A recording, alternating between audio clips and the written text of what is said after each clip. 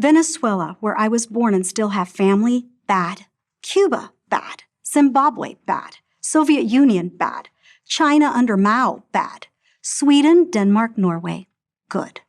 This is the socialist report card as it currently stands. Never mind that Venezuela, Cuba, Zimbabwe, the Soviet Union, Mao's China were once good. Once they go bad, they stay bad and are quickly forgotten, lost down the memory hole. But those Nordic paradises, they never let you down. Whenever Bernie, the squad, and the growing horde of democratic socialists ever get cornered, there's always, like Denmark, to come to the rescue. No, we don't want anything like what's going on in Venezuela. Denmark is what we have in mind. Except they don't. And it's time we all figured this out before it's too late. Here's what you need to know about Scandinavian countries. They are capitalists in wealth creation and socialists in wealth distribution. They have low corporate taxes, around 20%, no higher than in America. My name is Ben Burgis, and this is Give Them an Argument. I am going to be speaking in just a moment with Matt McManus, who is a good friend of mine, comrade. You may have seen him on Jacobin's YouTube or read him, his pieces in Jacobin. We're going to be talking about a couple of those, and also the broader subject that's explored in those articles, which is the relationship between Marxism and philosophical liberalism. After that, we are going to be joined by Matthew Sitman, who is, among other things, the co-host of the Know Your Enemy podcast. And me and Matt McManus are going to be talking to Matt Sitman about what the other Matt talks about on that podcast, about what we can learn as leftists from knowing our enemy, from studying conservatism. And then in the second half of the show, I'm going to be joined by David Griscom for basically a super extended version of Outlaws and Revolutionaries, where we are going to interview Matt Sitman about an article that he wrote for Dissent magazine called E Pluribus Country, where he talks about country music and leftism, which is obviously kind of the bread and butter of this show. And, we'll talk more about how we kind of see that, right? Why it is that me and Griscom are always talking about this music in the second half.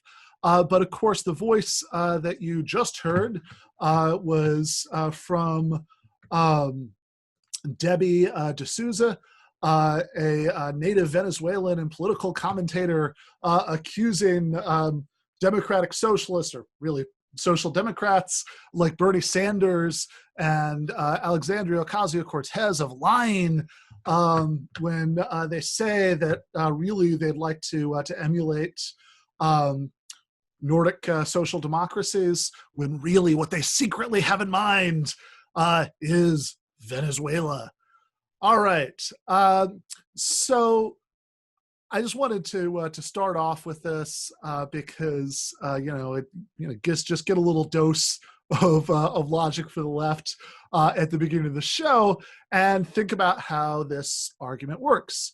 That what D'Souza is basically saying in the video is that, well, they say that they don't want what exists in Venezuela or Cuba or the Soviet Union, but actually they do, and the evidence for that is that past socialists have sometimes admired these societies, and they say that they want the what exists in the Nordic social democracies, but they can't really mean that, because the Nordic social democracies, didn't you know, they still have capitalism.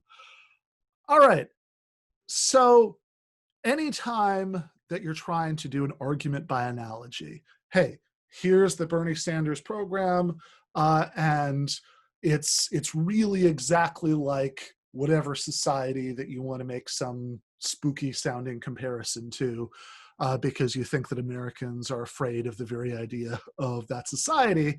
Well, that's an argument by analogy. You're saying that these two things are like each other in respects X, Y, and Z, so therefore they're also going to be like each other in these other respects, that they have various social programs that might be advocated by Bernie Sanders in those societies. Therefore, the Bernie's vision of what America would become is going to be like them in all of these other respects too, that you won't like so much. Chaos or political repression or the kind of economic crisis that Venezuela's had for the last several years. Here's the problem with that the analogy that if you're going to say, hey, they don't really want this thing, then they want this other thing, well, you have to look at two things. This is how you evaluate any argument by analogy. You have to look at the relevant analogies. Here are the relevant things they have in common.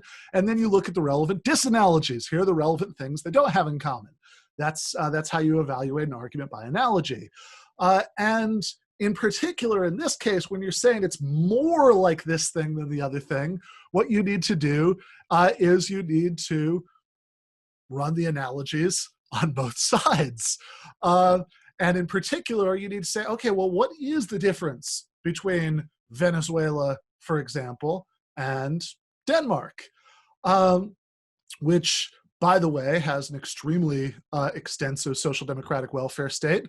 They haven't gone as far as Finland, for example, on education. Private schools are entirely banned in Finland. 100% of Finnish schools are public schools.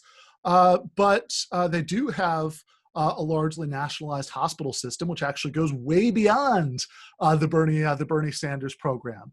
Now, it's true that some socialist people like me, who are socialists in not just the sense that we support social democratic programs that might be referred to as socialist policies, but also socialists in the sense that we support going beyond capitalism entirely, that we do want to go further than what exists in places like Denmark and Finland and Norway and Sweden. That we think that those countries are important proofs of concept because they've successfully beta tested so many of the immediate social democratic reforms that we advocate for the United States. But that doesn't mean we think that they're the end point of human history. They are most definitely still capitalist countries. So does that mean that what we want is more like Venezuela than it is like Denmark or Finland or Sweden or Norway? No.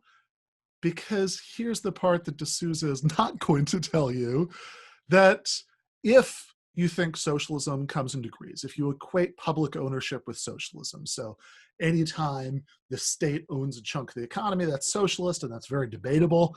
I say, well, is the post office a socialist institution? Is the US Navy a socialist institution? Lots of socialists have thought that we should set the bar higher for what counts as a socialist institution than that. But if we are going to play that game, say that public sector equals socialism, Venezuela has a much smaller public sector than any of the Nordic countries.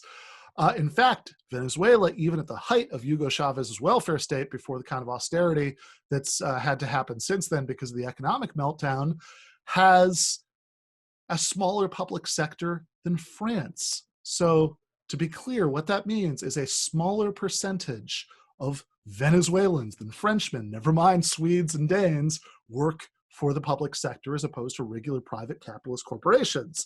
So whatever your explanation is of why Venezuela had the economic meltdown that it does, whatever you emphasize, and the various factors that people point to, ranging from currency mismanagement to U.S. sanctions to some of the political decisions, whatever your explanation is, it can't be because they went too far in a socialist direction, because if you view any sort of expansion of the state as socialism, which I don't, I think socialism is workers control the means of production, which obviously they don't have in Venezuela for the most part. Cooperatives are only a very small part of the economy in percentage terms, any more than they have it in Sweden or Norway or Denmark or Finland. But if you do think that public sector equals socialism, then Denmark and Finland and Norway and Sweden are way more socialist than Venezuela, which is why, even though, of course, PragerU is a highly respected institution of higher education, I think that in this case, their argument falls flat.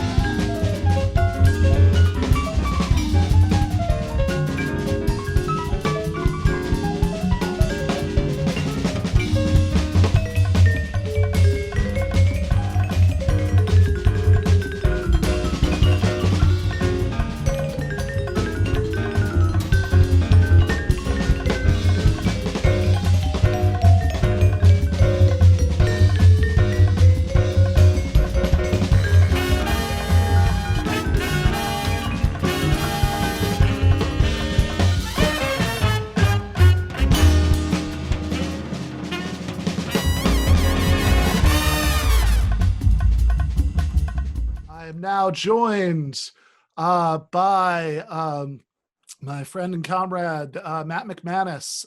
Matt, do you want to introduce yourself? Hey, how's it going, Ben? Thanks for having me on. So my name is Matt McManus. I'm a professor of politics at Whitman College. I'm also a sometime contributor to a bunch of different outlets, including Jacobin, Marion West, and Aereo. And I'm the author of The Rise of Postmodern Conservatism, amongst other books. And with Ben, we actually co-authored Myth and Mayhem, a leftist critique of Jordan Peterson, which I guess is the last big piece that had come out, but hopefully not the last.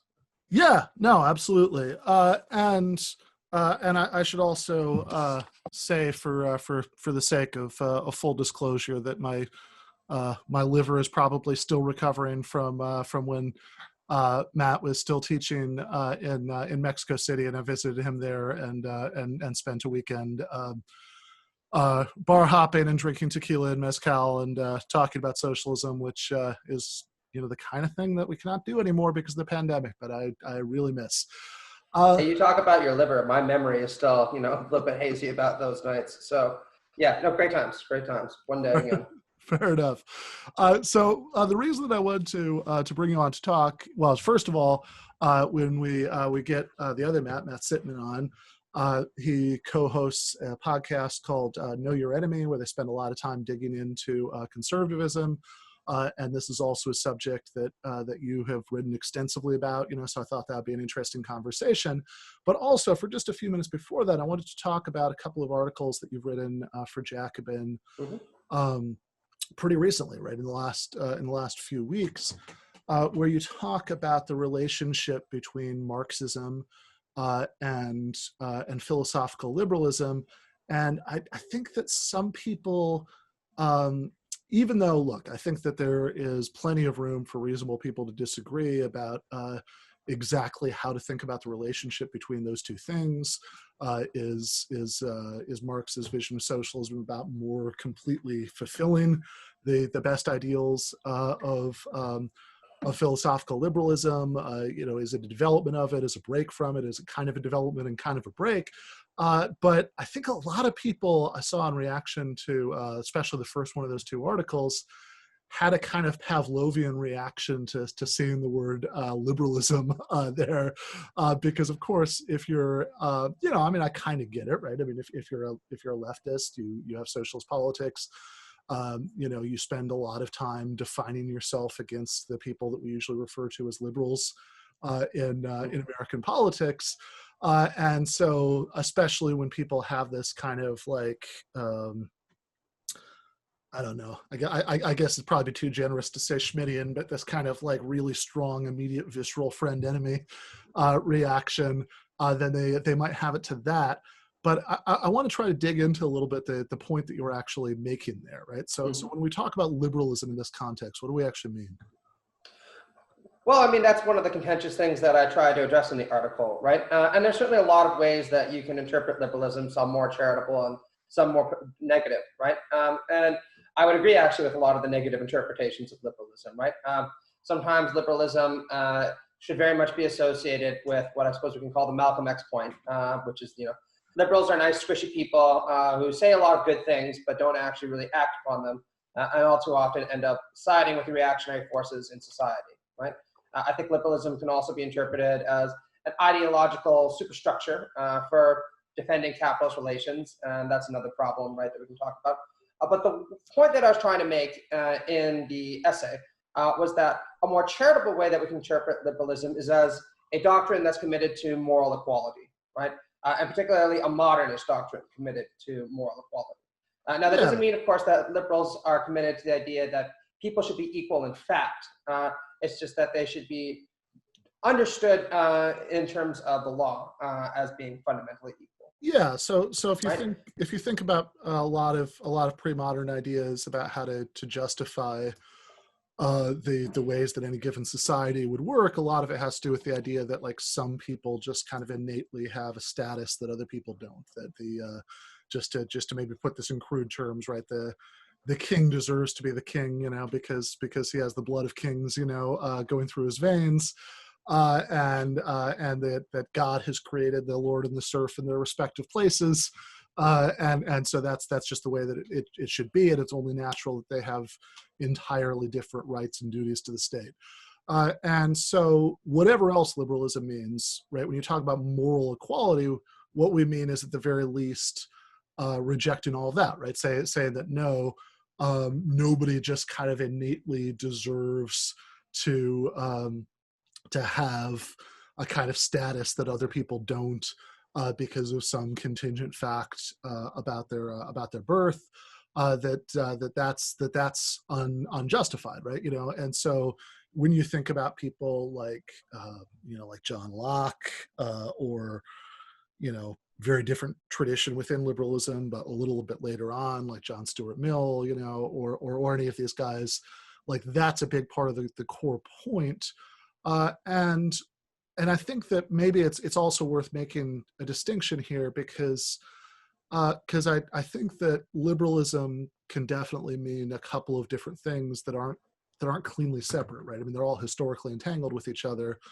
But one thing it means is what you just said, right? Which is more or less how John Rawls, who I kind of think of as the sort of culminating figure in this kind of philosophical liberal tradition. Oh, absolutely. Yeah, how he puts it is pretty much exactly what you would just said, right? Liberalism is fundamentally about moral equality. And so maybe we can think of that as like broad philosophical liberalism. And but we could also talk about like narrow philosophical liberalism, which might mean like more specifically the views about political theory of some of those figures that I just mentioned, like John Locke, which obviously does very much conflict with socialism because a big part of their conception of individual rights was about property rights, including property and the means of production. And obviously, socialists stand for anything. It's opposition to that. And then like maybe a third thing is we could talk about maybe like procedural civic liberalism, which is roughly what we mean when we talk about liberal rights, like right to free speech, free assembly, things like that. And then a fourth thing would be liberalism, like as a contemporary political option. And I suspect that a lot of the bad reaction to your piece is about the first piece, especially one, it's about the fact that 2020 is a hellscape and people only read headlines. Yeah. But the other part is that is that I think maybe that some people are collapsing all of the above into that last option, that like by liberalism they mean like contemporary American liberalism, something like that. Yeah, exactly. Or neoliberalism, which I think we should smash, by the way. Right. And not a day too soon. But one of the points I made, and I thought you articulated this really clearly, right, is if you look at even proto-liberal thinkers like Hobbes, right, he contrasted himself very starkly to someone like Aristotle. And Aristotle insisted in the Politics and elsewhere that there are some people that are just natural slaves, right? And there's really nothing that they can do about this. And he'd also make claims to the effect that, women are deficient in practical reason, which is why they don't need to have political rights to the same extent that men should, so on and so forth, right? Mm-hmm. And this is an argument that takes many different forms through history, and it's always associated with a kind of reactionary viewpoint. Probably the most radical iteration of this, and I say that somewhat paradoxically, would be somebody like Adolf Hitler in the fascist tradition, right? At one point, Hitler says, and again, I apologize for the language, right? That the so-called Jewish doctrine of Marxism, with its egalitarianism, is contrary to what he calls the aristocratic principle of nature, which is that some are higher and some are lower. And of course, he casts this in racist terms, right? And he says, if this so-called Jewish doctrine of Marxism and its equality is allowed to reign over the earth, it's going to mean the destruction of all life on the planet, right? So there's extreme manic paranoia about the potential for equality to just wreak havoc on humankind, right? Contrast that with somebody like Hobbes, right? Hobbes will say, as a good proto-liberal thinker, in the state of nature, all people are equal. And he'd say, even a man who's more intelligent and strong than anyone else can easily be defeated by two other individuals, or you can just kill him in his sleep, right? So everyone starts off in this position of equality, and any inequalities that result thereafter have to be justified, whether you're talking about in terms of justifications because of political efficiency or economic efficiency and so on and so forth. And the argument that I made in the article was that once we recognize liberalism as a doctrine about moral equality in this sense, there's a lot of ways socialists can engage in conversations with liberals, right? And this is something that I think Rawls points out really effectively in his book, right? Which is that if liberals really do believe in this doctrine of moral equality, there's a significant problem in the longstanding liberal support for things like economic inequality, right? Since you should be committed to this idea that everyone's going to have a good life, since everyone's life is equally important to them and should be equally important to the state, right? And what I say is that if we want to start having these conversations, looking at the work of writers like Rawls or Martha Nussbaum or Ronald Dworkin would be a good place to start, since there's a lot of theoretical materials there which should be amenable to a socialist outlook, right? Yeah, no, for sure. And I mean, look, I'll say just to connect some dots for anybody who's watching or listening to this, who's like a real GTAA head and has watched all the previous episodes, that a former guest, once and future guest and friend of the show, Freddie DeBoer, in his book Call to Smart, where he advocates actually extremely radical socialist solutions at the end of the book, but a big part of his argument is explicitly lifted from Rawls, and which is to say that, look, if you really believe in this moral equality of everybody, that there's no natural, that it's not the case that some people, just because they're born into a certain category, deserve better things in life than other people. Well, the traditional liberal way of squaring that circle with the obvious massive inequalities and outcome that surround us is to say, oh, well, nobody should have better life outcomes than anybody else because of what they're born into, but they should have it because of their effort, their hard work, their merit.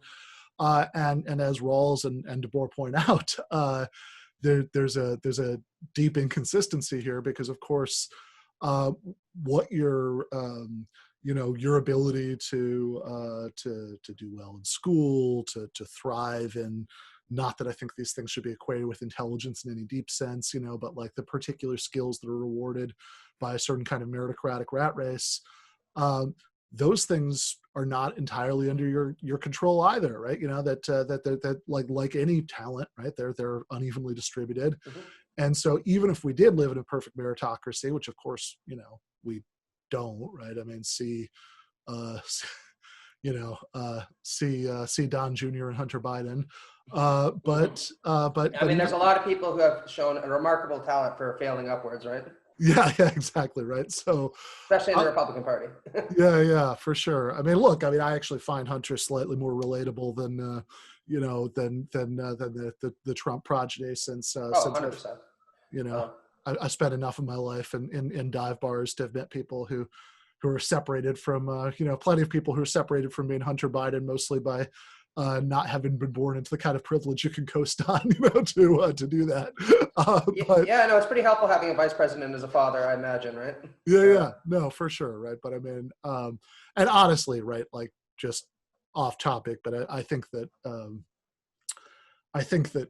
the sort of Trump strategy of like trying to really, obviously the Bidens are incredibly corrupt. Obviously, like claiming this is Russian disinfo or whatever is silly as hell. But also, I think everybody's got some addicts and fuck ups in their families, and I think that the sort of Trump thing of trying to say, like, calling him crackhead Hunter and all that stuff, I think is probably going to backfire.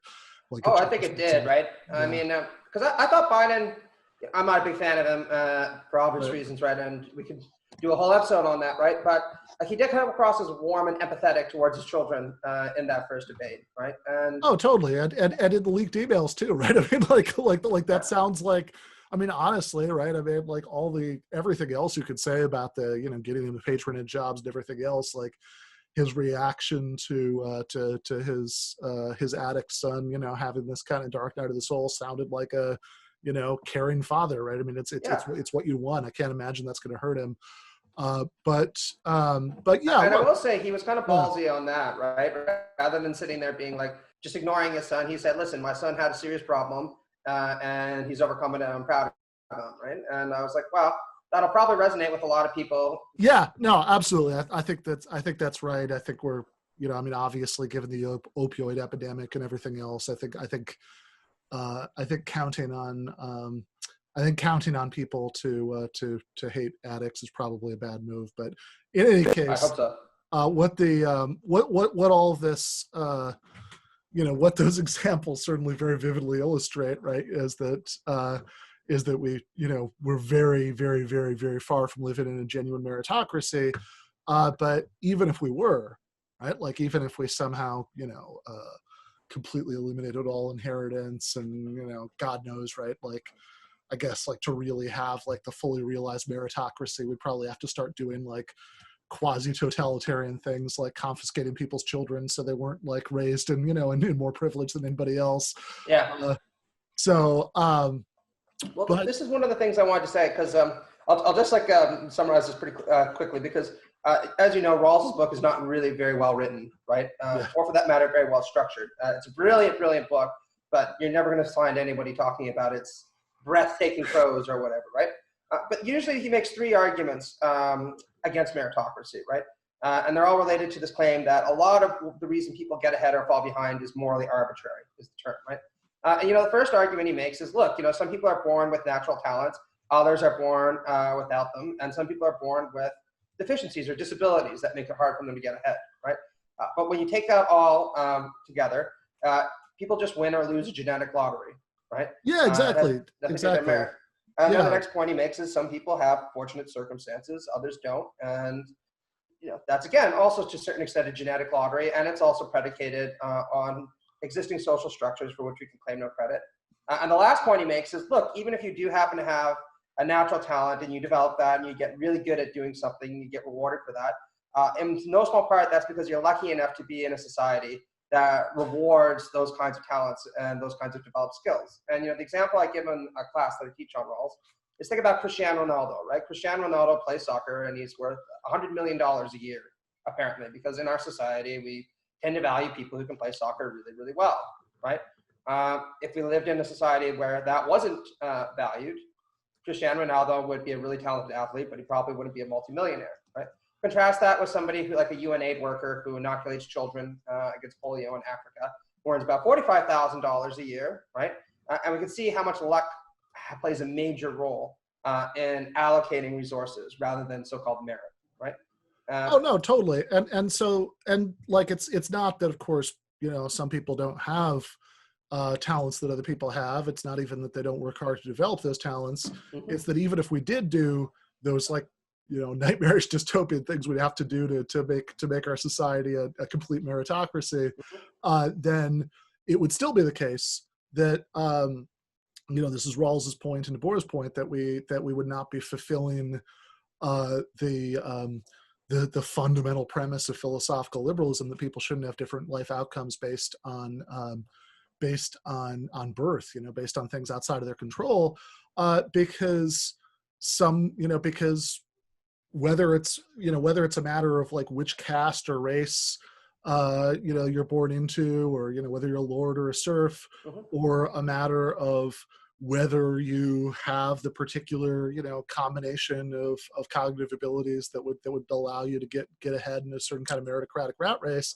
In all cases, you're being rewarded or punished based on the outcomes of the genetic lottery, which is why Rawls himself, who not a page turner, but a great thinker, is in the last part of his life, when he's writing Justice is Fairness, a restatement, he actually says that I don't think that my liberal political ideals can be fulfilled under capitalism, and he gives a couple of different.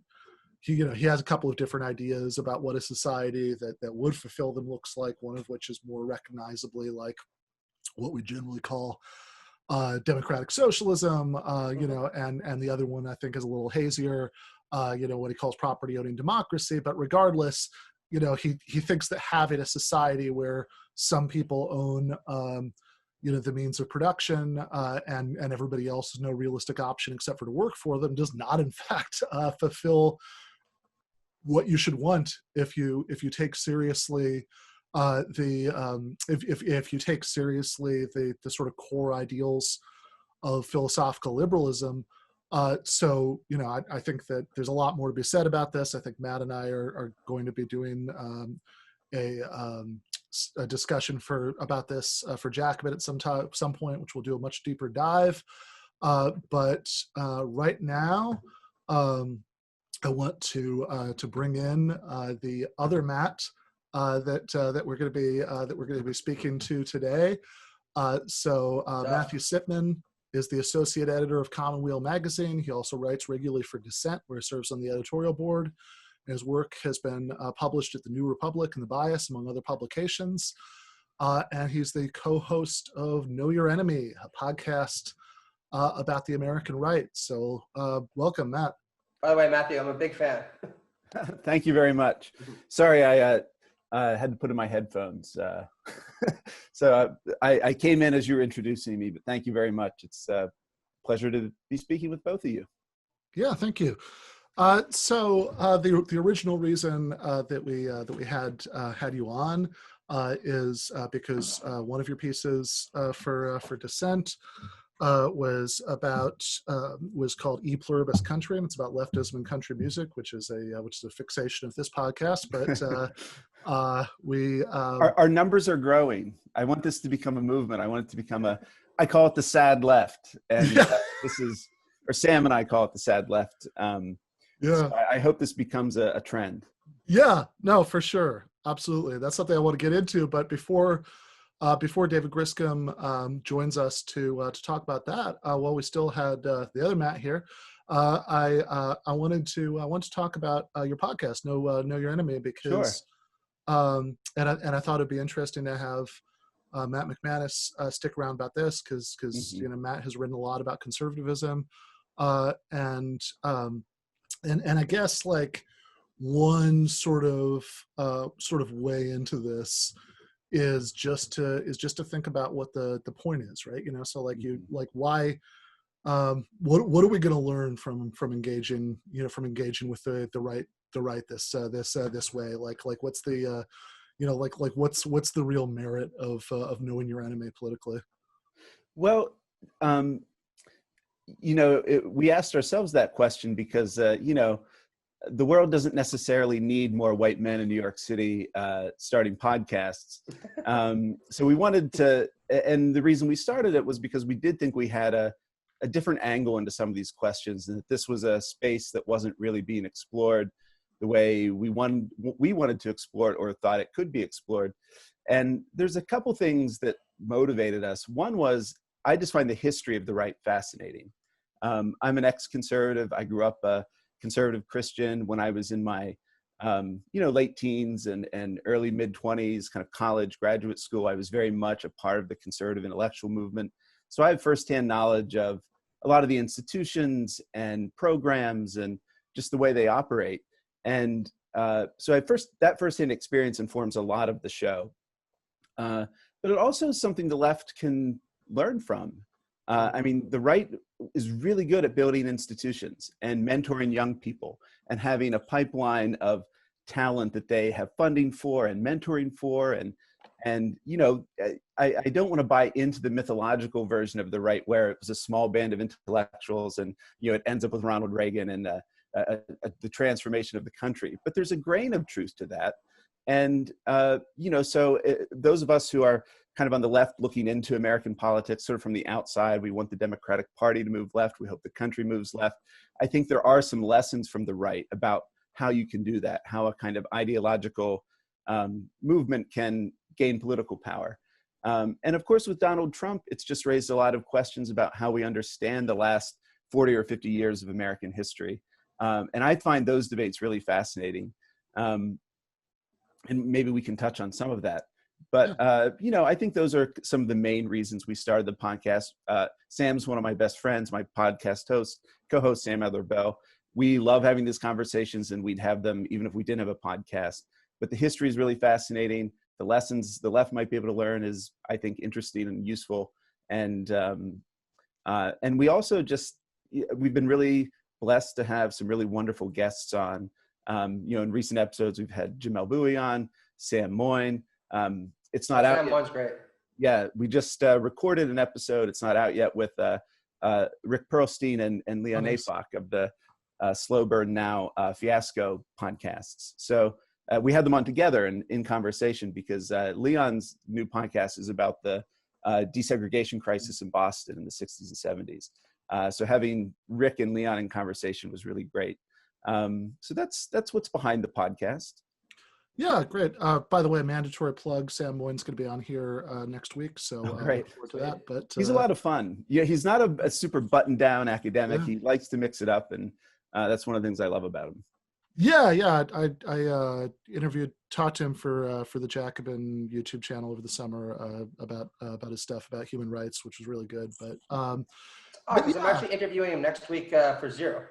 Oh yeah, it's going to be about the Supreme Court though, because I know he'd written something on dissent for that, and I thought, oh, this is neat. So why not see if he's available? Yeah, no, for sure. So so let's, I guess, like one reason I think that it might be interesting, like at this moment, obviously you started the podcast a little bit earlier than this, but at this moment to think about the American right is that even though, like you said, we don't want to like buy into the sort of narrative that that conservatism is an actual political force like popped out of the head of William F. Buckley, Right. Athena coming out of Zeus, that very often the causation is the other way around, that they that they're providing rationalizations for things that exist for completely different reasons, but these people do have real influence, and in fact right now it looks like knock on wood, that Joe Biden is about to replace Donald Trump as president, and if that happens, then they're not they're actually going to have real political influence there, because there are all these people who come out of that movement who are who've switched parties again and are and have gone into the Democratic Party and have played a big role in the campaign, with the Lincoln Project, and would, unfortunately, just being real about this, I think in many ways have much more influence than the left would in a future Biden administration. Yeah, I should say I'm personally like rotating my religious beliefs weekly, because I'm like, one God has to hear my prayer to bring Trump down, right? I got to hedge my bets that way. And I got to say, actually, I think one of the things that's really important about when it comes to learning about the political right is you start to recognize that there are tremendous continuities in the way conservatives have thought about the world that go back centuries in some cases, and also tremendous continuities in the way that they think about the left, right? So one of the things that provoked me to learn about this, because actually I have a pretty similar background as other Matt. I was born and raised Roman Catholic. I lived in a pretty conservative town. My parents were pretty liberal, but I saw myself as kind of a centrist for a long time, and then gradually moved left, but I never lost my interest in the political right. What really provoked me to take this more seriously was Donald Trump's election. And I decided, well, I'm going to crack open my old copy of Reflections on the Revolution in France by Edmund Burke and try to figure out what some of this stuff is all about. And when you read the book, he's just lacerating in his denunciation of elitist intellectuals, people who seem aloof and removed from the common everyday man, the philosophe. Or you can read Joseph de Maistre, where he says philosophy is fundamentally a destructive force because it leads people to question things that they shouldn't be questioning. And, translate, the lingua a little bit to cultural elites and liberal elites and all these universities. Totally. And it seems really prescient, right? And I think learning about these kind of continuities can better arm us in the intellectual battle that we have to wage against the political right. Yeah. To my great surprise, one of our most popular episodes is, it might have been the second one we did actually, where we took a deep dive into Albert Hirschman's book, The Rhetoric of Reaction, where he kind of schematizes and lays out these different types of arguments. And in that episode, one of the things that really stood out to me, or rather the reaction to the episode, was the number of people who said when you identify these kinds of arguments, now they just see them everywhere. So, so Hirschman identifies like three main types of conservative arguments: the futility thesis, the perversity thesis, and I'm blanking on the third. But the idea that any kind of purpose of human action meant to alleviate the human condition was going to have these unintended consequences, or even worse, have the opposite effect that they intend to achieve. And when we laid out those arguments, it's kind of the book is now about 30 years old. I read it first in graduate school when I took a seminar with Michael Kazin, who just stepped down as Dissent's co-editor. He taught a graduate seminar in US conservatism. So it was just something we wanted to explore. But when we laid out those arguments, it really was striking how many people now write to us and say we see them everywhere, and how useful it is just to kind of, take a step back from the particulars of some of the arguments the right makes and see the way at a more formal kind of conceptual level, as you're saying, Matt, that for centuries they've been saying mostly the same things. Oh yeah, absolutely. I mean, one of the examples I talk about in my book, The Rise of Postmodern Conservatism, that I think is really emblematic is Lord Devlin's argument with H.L.A. Hart, right? Because Hart and Devlin were getting into an argument about whether homosexuality should be decriminalized in the United Kingdom. Full disclosure, Hart turned out to be gay, apparently. So he had a personal stake in this as well as an ideological one. But Devlin was a Christian and he resisted it. But one of the ways that he argued against it was by saying the person whose views should prevail in the law are what he called the man on the Clapham omnibus. Or as he puts it, the right-thinking man. And he said the interesting thing about the man on the Clapham omnibus is he often has many prejudices and many things that he doesn't like, and he doesn't have to justify them to you, right? He just has to know that he feels these ways, and his views are shared by enough people, and that in itself is sufficient license for his views being the prevalent one that should be reflected in the law, right? And there's this kind of populist dimension to this, that of course conservatives will never carry very far if the man on the Clapham omnibus decides that he wants to be a revolutionary, right? But that's quite fascinating because you see this all the time in the ways that people make arguments for Trumpism, right? And this idea that liberal elites from Harvard and Yale and so on are just out of touch and don't really know what the average person wants, right? Yeah, and I mean, I think that maybe even in Trumpism you get, well, I mean, this is not unique to that at all, right? Because I'm sure that, that Devlin, would be, the same tension would exist there, right? But I mean, I think that maybe you can see it in the way that in Trumpism, you both get all of these pseudo-populist appeals, to the equivalent, right? That, how ordinary people see things and being, being anti-elite, although I also think there's a weird 180 that's happened since 2016, because Trump's big thing in 2016 was accusing Hillary Clinton of being too close to Goldman Sachs and elitists and globalists, and now his main thing seems to be accusing Joe Biden of being a communist revolutionary. But there is this anti-elitist element to it. But then again, there's also this way that it wasn't even inconsistent when Trump started filling his own cabinet with people from the world that he said Hillary Clinton was too close to, because he said that these are people who they know how to do things. We're not going to appoint a poor person to run the economy.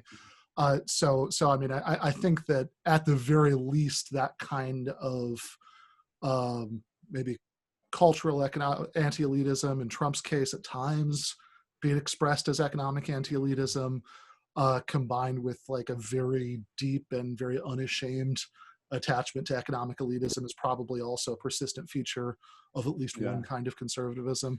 Yeah, well, I want to pick up on some of the things that were just said, maybe slightly more particularly something Matt said, but I remember from my conservative days, I'm not sure if this is like in Burke's writing kind of, explicitly, but the idea of a kind of implicit reason that's been kind of lost to time, but there must be some reason for these prejudices, right?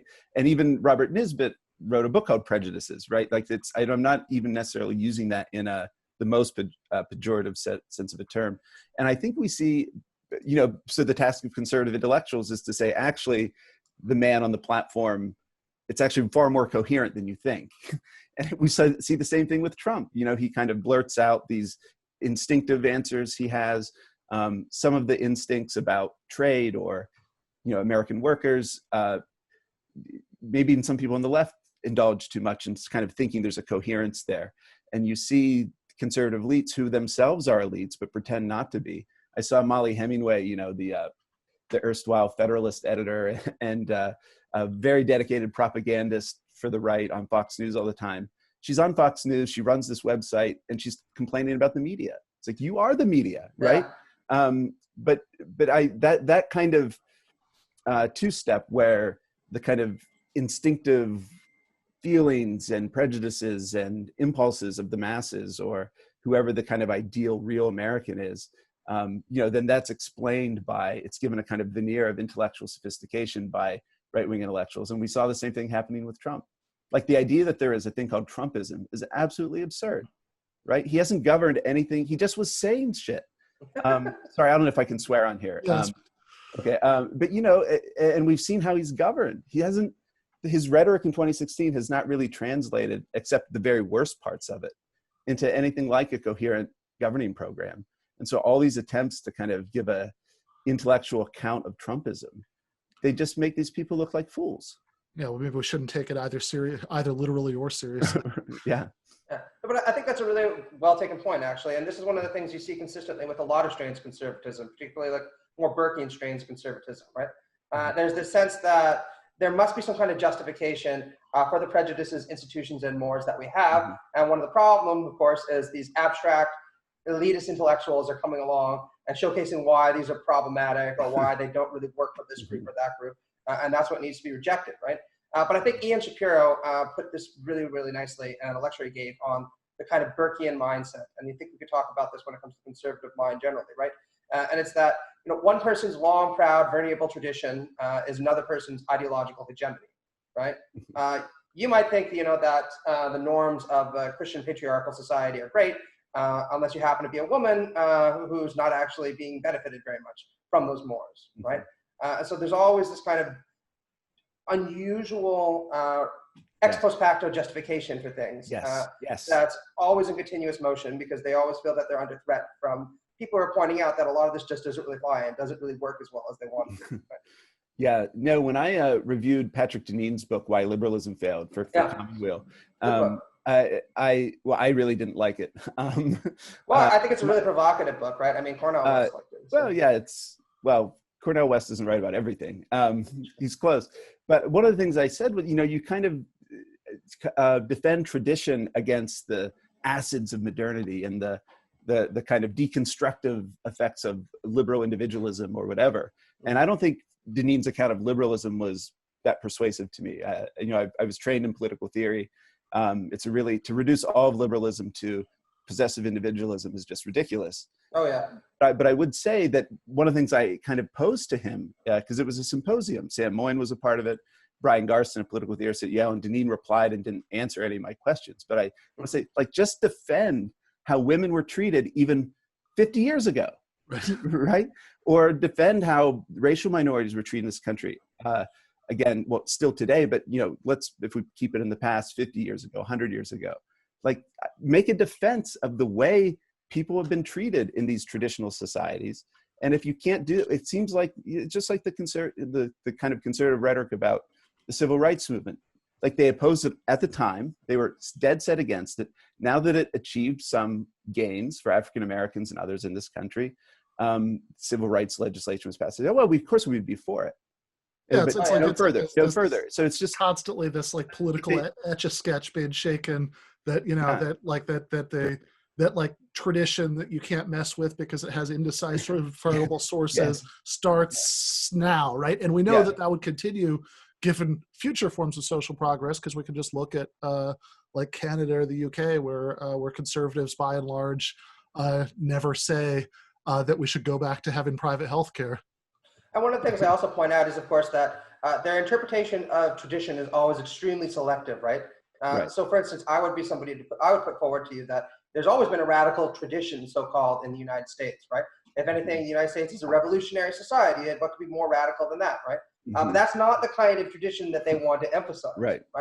Because, of course, saying, well, this is a big part of our heritage, and constantly transforming and improving, social relations, is a big thing that we should cherish. That's not what they want, right? No. I think your point's really well made, because it's kind of the corollary to what I was just saying. So if you're willing to start parsing elements of a tradition If you're a conservative who says, well, of course I don't want to go back to the days of Jim Crow. Of course I don't want to go back to, married women not being able to have their own checking accounts or whatever. They won't say that. So they're already engaged in the process of using reason to adjudicate elements of a tradition. It's not this kind of unreflective thing just handed down to them. They've made decisions about which parts of the tradition, or what it means to be a traditional society, or again, which aspects of a tradition they want to still adhere to now or think are really relevant to our current situation. So they're already picking and choosing, and that means they're using reason contra tradition in some ways. Oh yeah, and I'm just going to make this kind of snide point, which is I see all these people like Ben Shapiro and so on talking about how it is that nobody respects Western civilization anymore and people don't read the classics. But of course, they always seem to exclude people like Karl Marx or the socialist tradition, from the Western canon, which is, really quite telling, because one of the things I point out is what could possibly be more Western than Marxism, right? It's German philosophy combined with French politics and English political economy, right? Yeah, and it's just right. Well, right. I mean, I always think that's hilarious. Like when somebody like Jordan Peterson or Ben Shapiro talk about defending the West, and they mostly seem to want to defend it against things like Marxism and feminism that, of course, have deep roots in the Western tradition. Seems like if you really really cared about defending the West against non-Western influences, you'd spend all of your time worried about Buddhism or something like that. Yeah. Well, and to that exact point, they're often defending the West against Islam, say, or radical Islamism, because of the way Islam treats women and minorities in Islamic societies, religious or other kinds of minorities in society. So they're kind of it's just when you really start thinking about it, it's enough to drive you mad. Yeah, no, for sure. And I mean, Matt mentioned Ben Shapiro earlier, right? For my sins, I did read his book. You must have really been a lot of sins to have to read that one. Yeah. The right side of history as I don't know. Probably this should be I'd have to spend a lot of time being psychoanalyzed to figure out why I do this to myself. But in that book, it's amazing because he's very explicit about what he means by the West. Which is he's very repetitive about it over the course of the book, which is Judeo-Christian, religion, and which of course means that he gets to spend 99% of it talking about Christian religion, but it doesn't. But for obvious reasons, in his hands, it's Judeo-Christian and Greek reason. And then there's never any grappling with the fact that if there's anything that he means to exclude from the West, it's clearly the Muslim world. But why does that not count as some? I mean, as a product of those influences? He just never says. Oh, I know, and it's really what's kind of frustrating also is again how he just decides that everything that was worthwhile in Western civilization more or less ended in the 1780s, right? Pretty much everyone after that is just one slow process of decline. Kant, we need to check him. We need to check Hegel. We need to check Marcuse. All of it just needs to go, right? But I think to the point that Matt made about the Why Liberalism Failed book, because this connects nicely with what we were talking about earlier, Ben. I think that the problem I have with the book is exactly the one that you did, right? Which is that even Deneen seems uncomfortable with going whole hog and just saying we should do away with the liberal system, because he tries to qualify his comments by saying things like, well, of course we should keep some of the historical achievements of liberalism, but it's also still very problematic. And I'm like, well, how many of the achievements of liberalism do you want to keep before you just want to keep liberalism, right? I mean, exactly. Yes. It's funny, actually. I don't know if you saw it, just came out a day or two ago. Harvard Magazine did a profile of their famous alumnus, Ross Douthat. I haven't seen it. Yeah, it just came out, so there's no reason you would have necessarily read it yet. But being the absurdly obsessed person I am with these questions, I immediately read it. And Deneen's one of the people they talked to, and he says that Douthat's actually the real conservative because he's willing to sort of muddle through, and he's a little less hostile in that totalizing way to liberalism in the broadest, best sense of the term. He doesn't think we can radically change American society in a quick and speedy way. So he's the real conservative, and indeed admitted to being the more radical right-wing. I don't know if he would adopt the term right-wing, but he's the more radical figure in comparison to someone like Douthit, which I thought was an interesting confirmation of what you're saying. But you're getting at the key thing. So what part of liberalism do you like? The assertion of human equality, the understanding that like constitutional government, in which citizens have rights that the state can't infringe on, is like, what part of it do you really not like? And it just serves as this kind of placeholder for everything he hates in the world. And the other thing too is the very peculiar agency they attribute to liberalism. Liberalism demands, liberalism asserts. Like, no, human beings have agency. And in the course of liberal political history, there are different alternatives. Franklin Roosevelt was a liberal too, right? It's not all Hobbesian individualists just wanting to have as much sex as possible and viewing themselves as atomized individuals making money, right? Like there's a lot of different strands to liberalism, and I would just commend as a welcome counterpoint to Deneen's book, Helena Rosenblatt's The Lost History of Liberalism, which deals with French liberalism a great deal, and the kind of moral urgency and really capacious sense of what citizenship demands, and that it's not an amoral individualism, but there's something. I mean, the term liberality, generosity, right? Like there's a whole, just the name itself speaks to alternative possibilities than a lot of the people now who, make a lot of money and get to travel the world complaining about liberalism talk about. No, I think that's really the reason, sorry, one quick, Rod Dreher blocked me on Twitter because there was this delicious moment where Deneen was in Italy, and I think Rod might've been in Australia, giving lectures about their books. And I said, the best way to see the world is to be a localist, apparently. Yeah, well, this actually is a really good way that I could actually segue from the earlier discussion we had, right? Which is that there are a lot of people I know on the political left who also characterize themselves as kind of radically anti-liberal.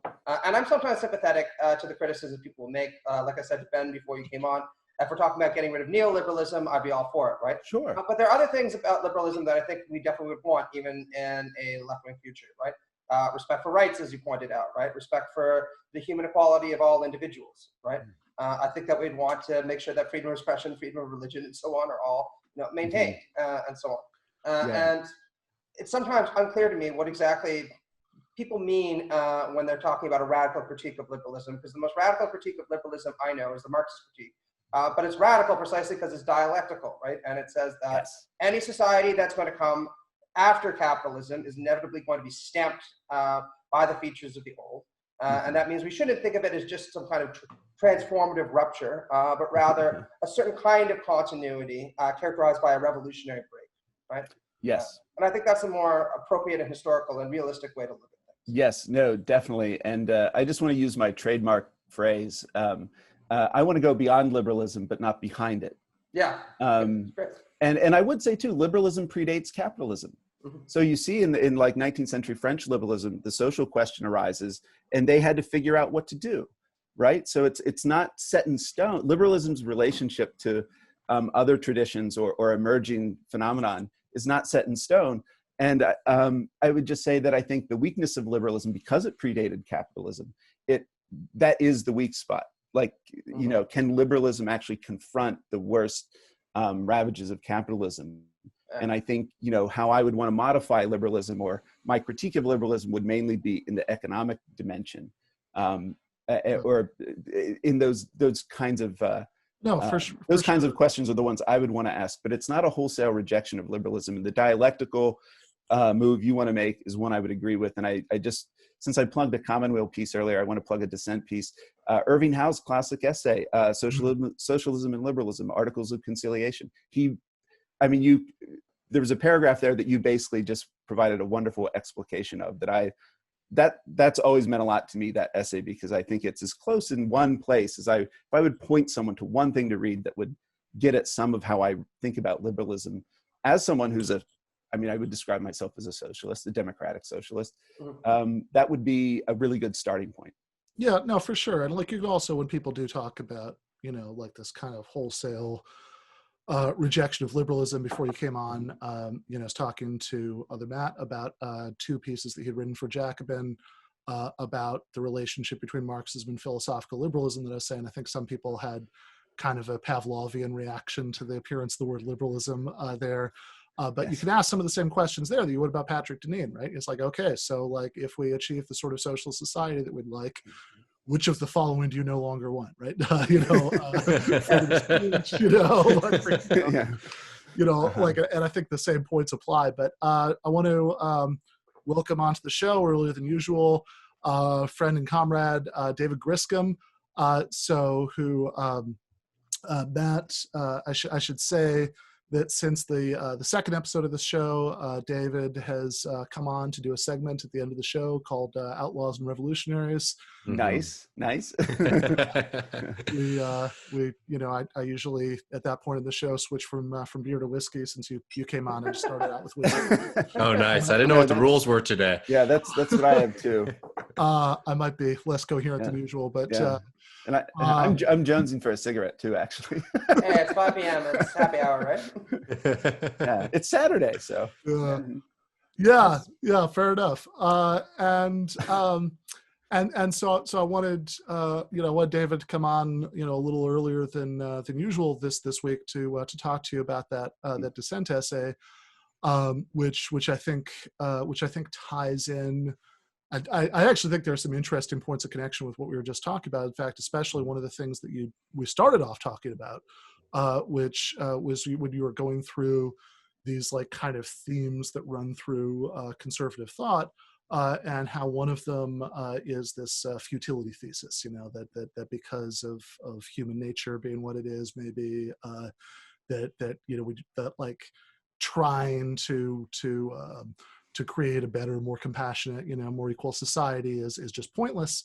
And I think that, when I'm thinking about like why it is that we started doing this segment, and why this became such a big part of the show, I was talking to Cale Brooks, who's our producer at Jacobin, about this the other day, and I said, I guess maybe 2 of the most distinctive things about the podcast were all of the debates and the country music stuff, and I think I was thinking about why that is, and I think part of that is about providing a balance that since we'll do the dry logic chopping, but also want to get some of the sort of dimensions of human experience, that aren't captured by that.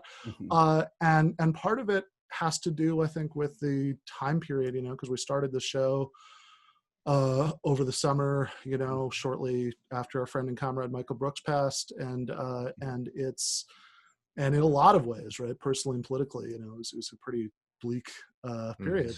And we're just coming out of this, and certainly as far as the left goes, right, in the last year or so, coming out of some very deep defeats, that certainly with the Bernie Sanders campaign, certainly with what happened with the Labour Party in the UK, and so something I kind of have pushed on the show with varying degrees of jokiness and seriousness, is that if you're kind of committed to a long-term left project, you shouldn't let yourself get too emotionally, vulnerable to living and dying, with the daily news cycle. And so I said, instead what you should do is read Marx, drink whiskey, and listen to country music, because that'll do a lot more to help you get through all of this. But I think that as far as the futility thesis goes, I think there's an interesting point of connection to some of what you say in the essay and some of what you said in the Know Your Enemy episode that you did, kind of about the essay and about related subjects, about the sort of dimensions of human experience that you tend to be emphasized in a lot of country music, and how to think about that in relationship with those claims about futility and what political change is for, right? And so I guess maybe sort of before diving into some of the fun details that you talk about in the essay and on here, I just kind of wanted to get your thoughts about that at the beginning, because what a lot of conservative critics of the left will say is, hey, you guys clearly like live in some sort of fantasy world where we're all going to become like wonderful, beautiful, compassionate people. But, you know, that's not the way that the real world is. People are cruel, people mess up, you know, and so, you know, we're just never going to, you know, turn that broken timber into what you think we will. Yeah. And I think something you and I share is being kind of obsessed with thinking that that's exactly the wrong way to think about it. Mm-hmm. Yes. So, I mean, well, yeah. Shall I jump yeah, off? yeah. If you want Okay. to. Yeah. No. Well, just as for listeners, viewers who haven't read my essay yet, I'd actually wanted to write a piece on country music and politics for a while, and I just didn't know how to do it. Do you remember when the movie Blaze came out a couple years ago? Yeah. The essay I wrote for Dissent, actually that started when I was tweeting about going to see a showing of it at the IFC here in New York, where they had, actually Charlie Sexton was there, like the cast and Ethan Hawke, the producer, they were all there. And so they took questions after the showing, and it was great. And Michael Kazin, the editor of Dissent, said, Matt, you really should finally write something about country music and politics, because he's a bit of a country fan too. And I just didn't know how to do it. I know that I'm a leftist and I love country music, and that I meet people like you all the time who have those same passions. But country music has this reputation as being right wing, right? We'll put a boot in your ass, it's the American way sort of vibe, right? And there are a lot of reactionary figures in the history of country music. So I just didn't quite know how to get at it. And then when the Ken Burns country music documentary came out, that was the fodder I needed. And in particular, one of my best friends, a guy named Cole Stangler, a labor reporter who now lives in Paris, he interviewed Ken Burns for the magazine I edit, Commonweal. And in that interview, Ken Burns said, all my documentaries are about the same thing. Who are we? Right? And so there's a very kind of collective way, like, who are we in terms of like, what is America? And that's where I don't like the Ken Burns style of sort of Obama-esque, you know, arc of history bending toward justice sort of vibe. Talented individuals can overcome prejudice and discrimination. And right, I get at all this in the essay, but then the more I thought about it, I realized that who are we could actually be answered a very different way, meaning who are we as human beings? Like, what kind of creatures are we? And when you really drill down into the stories of someone like Johnny Cash or George Jones, and not just them, you realize how many of these guys and women were drunks, addicts, fuck-ups of various kinds. I mean, we always forget that, you know, Johnny Cash wrote I Walk the Line about his first wife. You know, he didn't write that about June, you know, June Carter. So I thought that really where my connection, or what I got out of country music, was not the right-wing political message that's explicit in some songs, but that actually there's a really rich and complicated view of human nature, if I can use such a grandiose term, that is at work in the music, and that actually relates very deeply to what I ground my left politics in, which is not the right-wing caricature of a Promethean human perfectibility, right? That it's just kind of onward and upward, this naive view of progress. That's not how I think at all. And I realized that those elements of country music, the darker side of our natures, our ability to hurt each other and be cruel to each other and have everything we love kind of, you know, slip through our fingers and disappear because of one wrong decision or a bad break or a terrifying diagnosis or whatever it might be. That kind of human vulnerability and frailty really is what my left politics is grounded in. It has nothing to do with a Promethean perfectibility or naive view of progress at all. I think that's really well put. And actually, this is something I tell to my students all the time. So I had an article that came out, I guess, just this past week in Arc Digital, criticizing Thomas Sowell, right? And Thomas Sowell makes exactly this point from a conservative perspective. He says, the thing about conservatives is we have what he calls a tragic vision of life, where people are irredeemably flawed and they're responsible for their problems and there's no fixing them, right?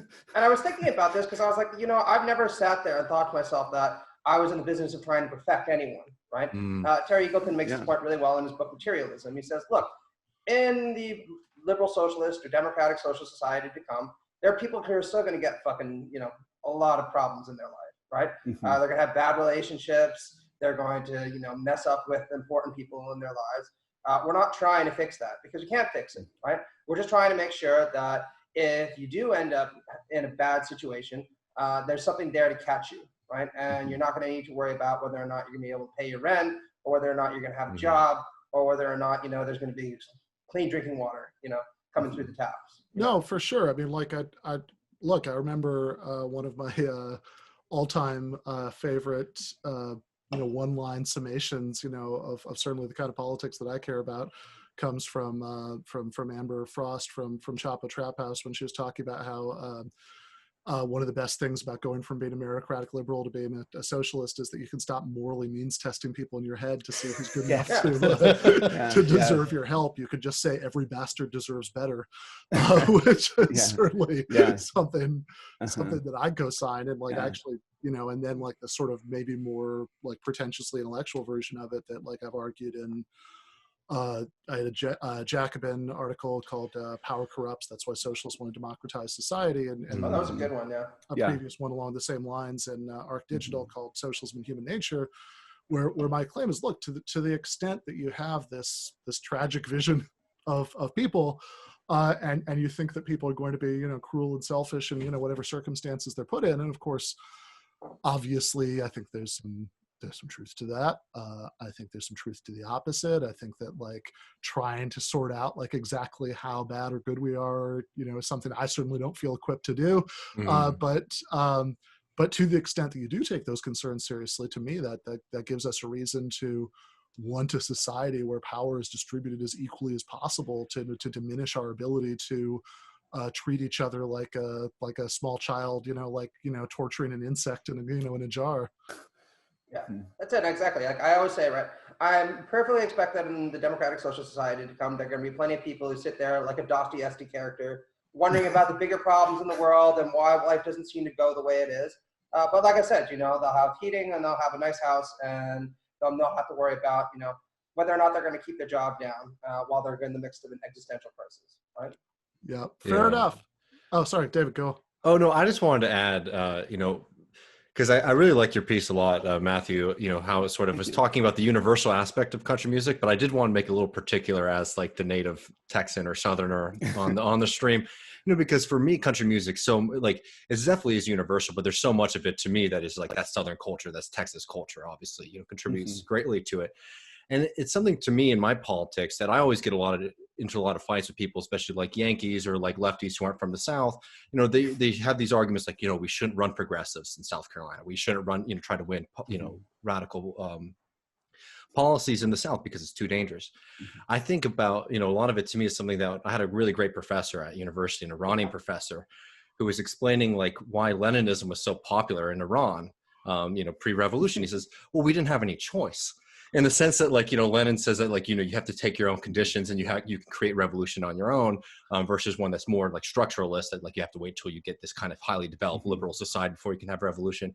I feel the same way about the South in the sense it's just like, if I want to see any change in my lifetime, like I have to believe that the people in it, can do it. And like, for me, those are people like Guy Clark and Willie Nelson, along with, some of the more reactionaries, but it's just like country music for me, what I really love about it, as a kind of product to show people who aren't from the part of the world that I'm from, a kind of window, like look at how rich this tapestry of experience and perspective is of all of these different people, which there really is not that kind of media that is able to deal with the Texas and the South in general, that really gives people that window into like the fullness of life of people from there. Yeah. So, well, can I hop in? I just, one quick comment on that is, I sort of began my dissent essay by having the suspicion that all my friends in New York who love country music and are on the left, but did not grow up working class, it's that window into these different parts of the country or different ways of life that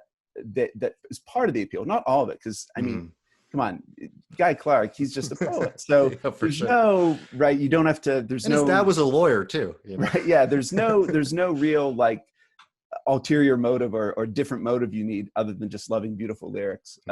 But I would say I did grow up working class, and I talk about that a little at the start. Talk about my grandfather, especially his Conway Twitty records, and I'm still pondering the effect on my psyche of hearing Slow Hand at like 12 years old, you know, on the coming off the record player. But I would just say I grew up in a part of Pennsylvania where you probably know the famous phrase from James Carville that there's Pittsburgh in the west, Philadelphia in the east, and in between is Alabama. So and my neighbor growing up had a Confederate flag sticker, you know, on his truck, and this is 2 hours from Gettysburg. And I still, there's still something like, you know, that my mind doesn't quite grasp about that. But I feel a sort of sympathy with, I lived in Virginia for 5 years when I taught at the University of Virginia. I lived in Charlottesville, and my best friends were singers and songwriters. The great line I borrowed from my friend James Wilson, who's the lead singer of Sons of Bill, which I want to give them a shout out. He had the great line, "If it ain't sad, it probably isn't true." So I'm disagreeing with you, David, and but I do feel a certain cultural, I don't know, similarity or some kind of resonance with. I don't consider myself a Yankee in the capital Y. You have to understand, if you know me, I use that word very liberally to describe anybody who's not. I know, and I know what you mean, but I don't think I'm quite one. For sure. Yeah, I mean, look, I'm probably the most Yankee person here, since you know I grew up in you know I grew up in a college town in mid-Michigan, you know, which is actually north of the nearest Canadian border crossing. So it doesn't get much more northern than that. I'm you know, obviously Matt's Canadian, but I think also from a slightly Alabama part of Canada. You know, certainly in my case, right? I mean, this wasn't something that, you know, like I had the experience, like you talk about at the beginning of the essay, of listening to your grandfather, you know, play this music, you know, was out working in the car or whatever, that in my case, you know, like sort of warming up to this kind of music happened much more slowly and as an adult, you know, largely as a result of drinking with people who you know, who had an appreciation for it, you know. So there's my friend Dan from when I lived in Florida, you know, used to say, you know, it's like, because we'd often just listen to rock music, but it's like, yeah, there's a certain point of drunk at which only classic country, you know, makes sense. And then much more recently in my life, you know, like times like a year or two ago when I was crashing on David Griscom's couch in Brooklyn, and you know, and he'd put on Blaze Foley, you know, that's definitely you know, all that stuff kind of like led me to more of an appreciation of it, and then maybe, you know, probably especially more lately. But there are a lot of places we could take this, but first I want to really lower the tone of the conversation, so this is not a deep political point. It's just too awesome not to mention. I listened to your Know Your Enemy episode about this, and you had a story about Willie Nelson that I think has to be shared as part of this conversation. Yeah, well, I will share that story by request for your audience. And so when I was in college, Willie Nelson played in a field in Brookfield, Ohio. It was one of these like local music festivals, and all the other acts were kind of local, either cover bands or aspiring country artists. And Willie was the headliner. So we got there really early and had great seats, like down in front, dead center. And for some reason I'd worn a cowboy hat, which when Willie came on, I mean, I just want to say the whole experience was bizarre. The things I saw, I just don't want to convey them because I don't know if I could talk about them in a way that's like respectful enough of the people involved. But it was quite a day. But I threw my hat up on stage, and lo and behold, Willie picks it up, puts it on, and wears it for maybe 5 or 6 songs. Wow. And so that was cool. And remember, I'm 39 years old, so I'm in college. My phone didn't have a camera on it. I didn't bring any kind of camera. And so I kind of, you know, cry out to God, you know, Willie Nelson's wearing my cowboy hat and I can't capture this. And this drunk woman beside me from Ohio said, "Oh, don't worry about it. I'll take a photo." And so she takes the photo, takes a couple photos, And I said, well, how can you get this to me? And I literally, on her red Solo cup, with a magic marker, I wrote my name and address. And a week later, they show up with the negatives. And but that's not where the story ends. That would be a good ending for it. I get the photos of Willie wearing my cowboy hat. But the real twist is that after 5 or 6 songs, Willie takes off, throws it back into the crowd. And, maybe it was the Holy Spirit. I don't know. It floats back to one person, maybe, or 2 people over from me. And this young woman who was incredibly high, I don't know what she was on, high, drunk, whatever. She was really in a different dimension than I was. She grabs it and I say, hey, that's my cowboy hat. And she goes, no, it's not. And there was part of me said, well, I don't blame her for not believing it's my cowboy hat, but it really is. And she said, no, I'm keeping it. And I said, well, I really think Willie would want me to have it back. And she pauses and she said, I think you're right. Hands it over. And so I walked out of that concert with my cowboy hat back, and then a week later getting the photos. And so it was, the universe smiled on me that day. That's a really good story, I gotta say. Yeah, and I really, this is a truncated, censored version. Yeah, I'm just not going to say more. Leave it to the imagination. I love it. Mm-hmm. Yeah. I have a quick question for you, though, actually. Because growing up in Canada, Neil Young is, one of my heroes, right? Mm-hmm. As he is for many Canadians, right? Since, we tend to cherish our exports, particularly our musical export. But, I also like Leonard Skinner, right? And actually, I have a lot of good memories with Skinner, particularly Free Bird, right? Some of my first dates. It was a pretty constant thing, when I wanted to set the mood and stuff. But then I finally started listening to Southern Man, and I found out about the kind of rivalry that went on between the two of them and the political dimensions of that. And it was so disappointing because I was like, I've never actually listened to the lyrics of their songs all that much, or noticed that they have a Confederate flag at some of their concerts and stuff. But that's really a damn shame, right? So, do you have any thoughts about that? Like, do you ever hear about the kind of dispute? Well, yes. I know the basics of the dispute. I can't comment on it too directly. But one thing you said, one of my favorite albums is the Drive-By Truckers Southern Rock Opera. And there's a great song called The Duality of the Southern Thing. Or that's one of the phrases they use. And and there's a great song about George Wallace. And even, I don't think most people know that late in his life, some of the shifts he made and,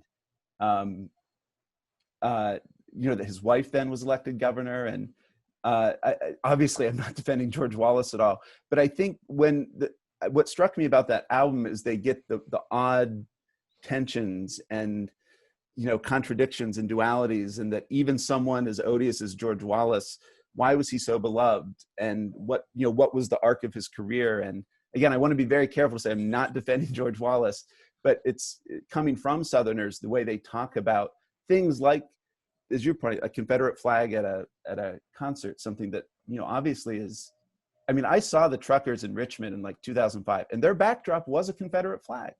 And that still was the kind of thing that really did not sit well with me. And, so there's no excusing any of this, but I don't know. I'm just kind of interested in the way the music is an entry point into people's, well, as I put it in my dissent essay, people's contradictory and complex lives. And that if you live it, I think you have an insight into why people gravitate towards certain things, certain symbols, certain political figures, why sometimes even those figures are more complicated than maybe a typical narrative would lead you to believe. And so that's maybe not a great answer to your question, but it just made me think of that album, Trucker.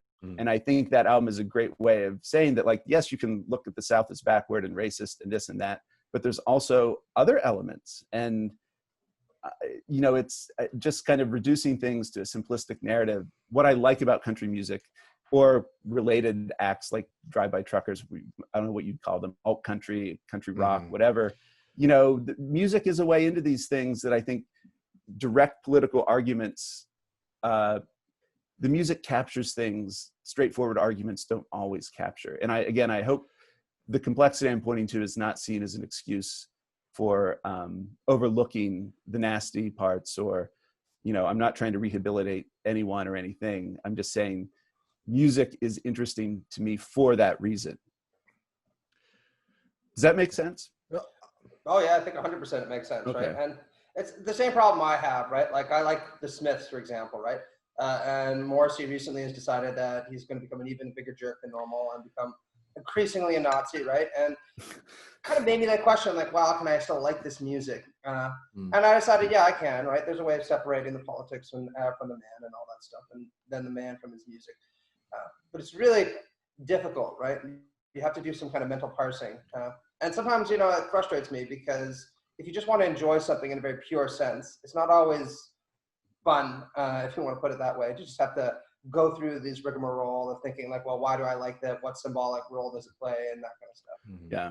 Well, I mean, it's, if I can make one more point, David, I feel like you look like you want to hop in, but I would say like there is a different, like, because the drive-by truckers are not themselves reactionary or right-wing or anything. So they were just writing out of their experiences growing up in Alabama. So although they did release a statement, I think over the summer, kind of apologizing for their band's name, right? Because drive-by, like a drive-by shooting, like it has certain, you know, implications or resonances. And so they, you know, kind of admitted that, you know, now they might not name the band that exactly.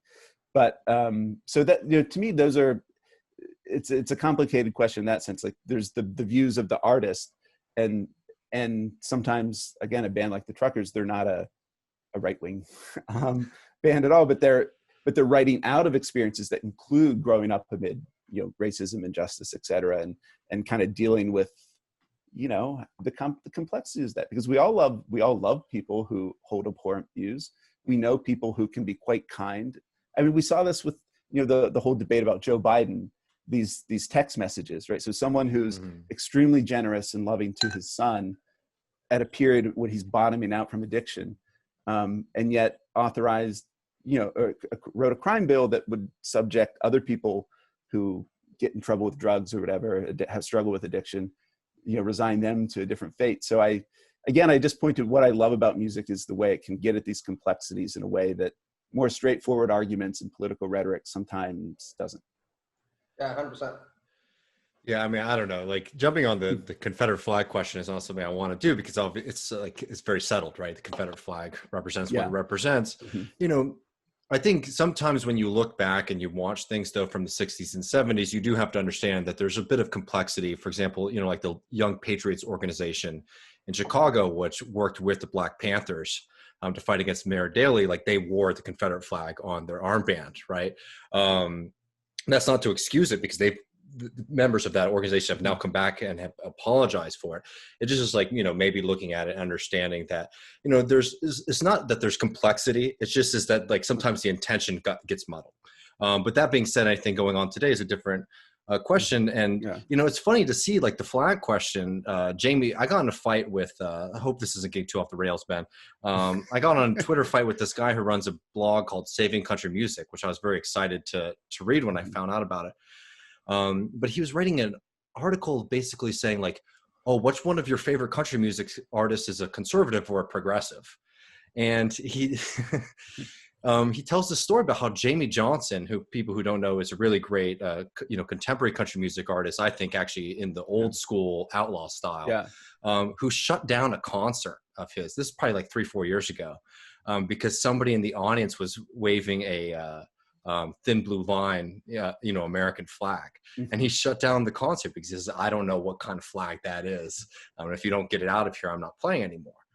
Anyways, the author of this piece, who runs a pretty famous like country music blog, was saying, oh, well, look how right-wing Jamie Johnson is because he's defending the American flag, because he's saying that, you know, it's this like deviation for the red, white, and blue is, you know, offensive to him as a soldier.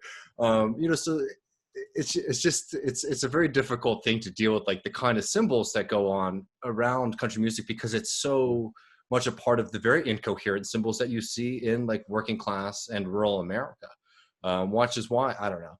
I don't want to dive into that. I think that'd be a little bit of a distraction, but it's just like, you know, it is like such a part, like country music is a fun thing to analyze and to be a part of the culture, because it very much is in touch with a significant amount of the population that doesn't get sort of analyzed or talked about seriously. Yeah, in the way that it should. so I kind of wanted to pivot from that and Yeah. from Matt's surprisingly strong defense of George Wallace that I heard, I know Liz Brunig, we're not like best friends or anything, but I know she took flack for saying, like, something about George Wallace was like, well, maybe some people liked him because he thought they shouldn't go hungry. yeah. And that exists alongside his horrible racist views. And Yeah. so I do not want to be canceled for this. I'm reiterating, I'm not defending any of this, but well, can I say one thing, Ben, that Yeah, maybe sure. will help you kind of move us beyond this impasse? Yep. I think it's, and it gets to, I'm reiterating this, but even if the Confederate flag is not complex, I think the people who might sometimes wield it are. Mhm. People are complex, is what I'm saying. And I when I said in my essay that I was partly pushing back against, say, the right-wing caricature of a Promethean sort of perfectibility progressivism, that's true. But I'm also speaking to the left in a way, and would say something like, people are complex, and that should not be an excuse for, well, excusing really terrible, using racist symbols, being racist, kind of, I'm not defending any of that, but I would say that because people are complex, we need to think harder. And I mean more maybe a sort of like progressive, modern progressive sort of, I'm not necessarily talking solely about the left here, but if people are complex, what does forgiveness mean? Right.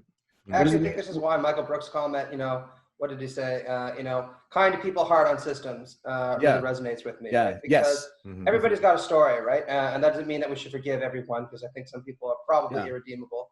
But you're not going to win a lot of converts by being an asshole. Yeah. So, well, just, I mean, that kind of, if people are complex, and country music gives us a way into that, and we see people fuck up again and again, including the artists we love sometimes. What does forgiveness mean, or what does it mean to treat people as the complex beings they are? And I think especially in the context of politics, it could mean something like, these people who seem like they can't be reached, or I'm not talking about trying to convert everyone, but just like, what does it mean if we want the country to move in a certain direction, if we want people who live in our society to be treated better, and to have a political system and a healthcare system and economic system that meets human needs and puts people above profits and all that, like what does it mean to deal with people who are complex and move them in our direction? How do we speak to them? What kind of arguments do we make? And I would just say, to that end, one of the things I like about country music, and that I got at in my essay too, is I think there's a rich moral vocabulary that the language of sin and redemption, the language of failure and forgiveness, right? The language of, well, as Waylon put it, getting back to the basics of love. Like how often do you hear politicians talk about love and faith and hope and all those things, right? Like, one of the things I actually have a soft spot for with Biden is, even it's a bit of a cliche, but the Kierkegaard line, faith sees best in the dark. I don't know. I think that kind of a rich moral language is one the left needs to think harder about too. And I think some of what we're getting at maybe is an entry point into that. So I didn't mean to derail things, Ben, but I thought that was just to add on to that, like, listen, like, if you want to radicalize somebody, like, have them listen to The Man in Black, like, have them listen to Oni, right? Like, there's so many of these great, I don't even have to limit it to Johnny Cash. Like, there's so many of these great country, serious songs too, not like on the backtrack, like, the mainstream songs that everybody knows. They're quite radical in their lyrics. I think both, and I love your Earl point Haggard, too. right? I mean, Branded Man.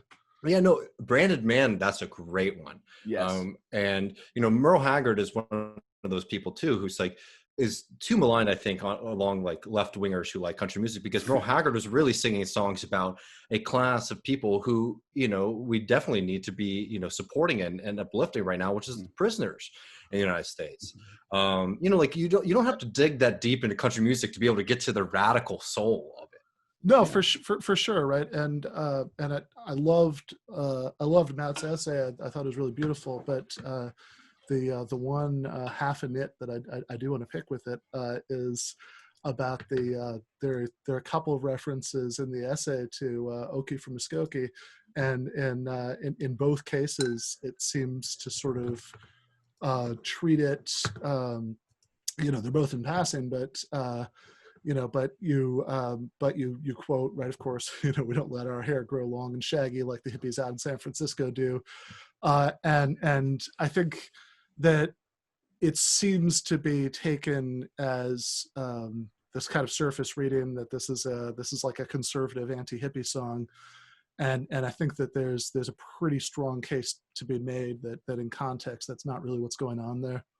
Sure, I have no. I don't think I disagree with you. In fact, probably the main substantive reference to that song is when Richard Nixon asked Johnny Cash to play it, bizarrely. So I was saying that, like, Richard Nixon liked this song because he read it in the kind of super. I'm perfectly willing to admit a certain, like, ironic or almost a purposeful caricature or something at work, or just a more complex reading of it as possible. But my reference to it was the bizarre. I mean, imagine being Johnny Cash, right? Like the greatest country singer in the world at that time, or most famous country singer in the world at that time. You show up to the Nixon White House, and he asks you to play a Merle song. Yeah. But then Johnny's reaction is one of the all-time great replies ever, is to launch into the song "What Is Truth." Yeah, and then which is a very radical song too. Yes, a radical song, and I mean, talk then the about Ballad of Ira giving the Hayes, finger. right? Yeah, talk about giving the finger to Richard Nixon. That took guts. You're at the White House. He asks you to play a song, and you launch into "What Is Truth." Not bad. I mean, Johnny Cash is a treasure trove of, like, just radical opportunities. I mean, the fact that he played, John Brown, I think shows in North and South, a bit of his politics. But I mean, like, it is the difficult thing about doing any kind of song that's you can, take as satire or ironic, right? Okie from Muskogee is obviously, like, I would argue, is probably Merle's most famous song, right? Or at least it's one of the best known songs. And it did a lot of good. It also did a lot of bad. Another song which isn't as famous, but if you go to Honky Tonks, is constantly on, Redneck Mother, which is also incidentally one of my favorites. But it's one of those times when I'm, like, singing, especially when I'm, like, outside of Austin and, like, smaller towns, and I'm singing along, I have a feeling that everybody might not be getting the same kind of read on the song, right? Because if people who aren't familiar with the song, it's basically about beating up hippies. It's a play on Okie from Muskogee, but it's written by this guy, Ray Wiley Hubbard, who's this long-haired hippie who is definitely the person who's the target of the song, which is a joke song. But you get that feeling when you're out in the honky tonks that they might be serious about the lyrics. So that is the difficult thing about, especially in country music, but in art in general, about doing anything that's kind of satirical, is that people will take you for your word. And I mean, some of that's just that people enjoy artistic depictions of them, regardless of the intentions of the artist, right? I mean, like, that's true. There are lots of hardcore gung-ho jingoistic Marines who love Full Metal Jacket. There are gangsters who love all of the Scorsese movies. Right. Yeah. So at a certain point, like it's just going to have that other life, right? Because people, enjoy seeing themselves in these works of art, and they'll take it the way that they're going to take it. But I really like what you said earlier, Matt, because I think that part of the problem with like the music blog that Griscom was talking about earlier, right, where you're sort of trying to do this thing where you say, okay, like, which one of these artists are good guys politically and which are bad guys? Let's separate out the sheeps and the goats. Is that if it were really that easy, I mean, I think it probably wouldn't be worth much as art. No, and in fact, I got at this when we recorded with. When we talked about my essay on Know Your Enemy, we had Shuja Hader on, who knows more about country music than I do, and is a really brilliant guy. And where Sam, we were all talking about it. And another way into my essay that I tried to kind of point to was to say, when you talk about the politics of country music, you can have the ledger, right? Okay, on the left side, you have maybe certain Johnny Cash albums. You can go through. Artists who made statements that were more politically progressive or whatever. And then you have the right-wing country music artists on the other side, and you weigh and balance them, and you say, okay, so there's one more on this column, so that's what country music is. Whereas the point of my essay was to get at the deeper thematic questions of, again, like, who are we as human beings? How do we live together? How do we love each other? How do we hurt each other? Those kinds of questions. And I just one addendum is another album of Johnny Cash's. Sorry, I'm being pulled back. But it really gets at some of these things. I've been listening a lot lately to his Bitter Tears album. So Johnny was not just interested in prisons and the plight of prisoners, but Native Americans. And it's a fascinating album because I listen to some of the songs and I cringe a bit, right? A lot of them are written by, I think, Peter Lafarge, who like, I think like there's some ambivalences about, but it's like, okay, so this is this guy in the 60s who really, really cared about how Native Americans had been treated in our history. He does this album. It's almost the cover. He almost like is in quasi Native American garb.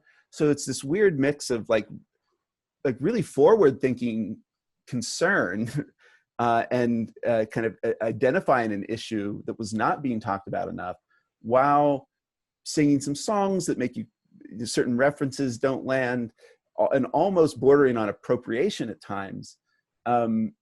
So like even an album like that to me speaks to a certain complexity and how do we think about these things. And when we make arguments, or when you listen to songs that pick up certain things, or pick up on certain themes and topics and subjects, it's all complicated. And again, I'm sure there's a really wonderful essay to be written about like what Johnny Cash did wrong in recording Bitter Tears.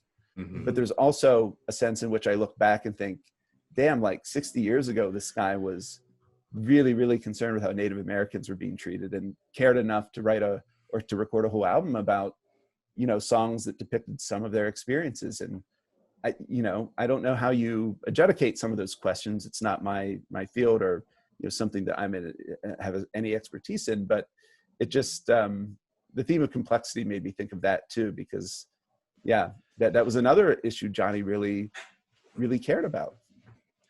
There's one thing that I want to say, actually, just emphasizing your point, which is how important it is for art to be challenging, right? Because I think art is at its most sterile and uninspiring when it's safe. And one of the odd things, and one of the reasons I think it's actually important to emphasize this is, of course, you have people like Paul Joseph Watson on the right who are trying to claim that conservatism is the new counterculture because we're the new punk rockers, right? Standing against all this PC nonsense. Yeah. And, people have pointed out that this is all bullshit, right? Let's, Blue Lives Matter, let's, all put flowers out to the police is never going to be a punk anthem, right? But I think there is this association in many people's minds of the left with this kind of staid PC art that we need to push against by pointing out that no, as progressives, we want art to depict the complexities of the world, particularly the complexities people, who are on the lower ends of the spectrum end up facing, right? And so what we precisely want isn't art that's safe. We want art that's radical, right? And that provokes people to think about the world in a radical way. David, do you want to jump in on the Johnny Cash thing? Looked like you were starting to say something earlier. Oh, me? No, I mean, that's definitely an interesting question. I was just going to add, it's not just Johnny Cash. It's like, Willie Nelson. Willie Nelson still gets police unions protesting his concerts because he supported Comrade Leonard Peltier, as did Waylon Jennings. So I think out of all the great outlaws, he would do free concerts, in Indian country all the time at the height of his career. It's just like, it's definitely one of those things where it's interesting to sometimes listen. I mean, like, think about a song like America by Waylon Jennings, which probably, if like you were to hear the pop version of that, it wouldn't be that interesting, because it's very like, what if we all came together and held hands kind of song. But, it's a beautiful song, especially if you think about the time when he's talking about, he said, this is, not PC anymore. He's like, the red man is right to expect a little from you, promise and then follow through. And this is somebody who's saying that in the height of AIM activism. I don't know, like, I think that's a story too that's just not as well known, is like with those greats, the outlaw greats, the Johnny Cash, the Highwaymen, like that they had they were standing very strongly with Native American people at a quite important time in political history in this country, which a lot of people also aren't familiar with the AIM history in the United States. Yeah. And even, it's a slightly different point, but I mentioned in my essay that when I went to see Willie, when he wore my cowboy hat, my grandfather, he's still living, in his 80s now. But at the time, I remember going over to hang out with him, talk, and I told him I was going to see Willie Nelson. And it was a very funny comment. He said, "How much was the ticket?" And it really was cheap. It was like $15. So this is like maybe 2004 or 5, but not an expensive ticket. And he kind of nodded and said, "Willie's always been a friend of the working man." And it's but even things like concert prices, ticket prices, that's not, that itself, it kind of can convey a certain concern for different parts of the country, or different kinds of people who can't afford a $75. I mean, before the pandemic hit, I had floor seats at Madison, or the floor seats at Madison Square Garden to see Sturgill Simpson. And I will not tell you what they cost. But so things like that matter too. No, things really do. If you don't mind me just piggybacking off of that, growing up, people who are familiar with my work and whatever, know my background. I grew up very poor, white trash. And I'll never forget those. I didn't have a dad growing up either, so I very much relied on my friends' fathers and country music, if I'm being completely honest, to play that role in my life. But I'll never forget one of my neighbor's dads, who was a truck driver, would just go on for 20 minutes about how good of a guy Willie Nelson was, because he would play free concerts for truckers from time to time. You know what I mean? No, those things really stick with people. And that's why, more than anything, I hope that people, even if you don't like the music, which you should, because it's really good and it's artistic, and I hope that we haven't moved too far away from actually talking about the beauty of country music.